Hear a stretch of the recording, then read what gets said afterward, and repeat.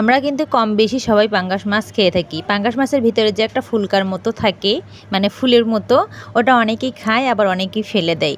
তো আমি ভাবলাম যে ওই ফুলটা দিয়ে কিছু একটা বানাই। তো যেই ভাবনা সেই কাজ, ফুলগুলো পাঙ্গাস মাছের ভিতর থেকে বের করে নিয়ে ভালো করে ধুয়ে নিলাম।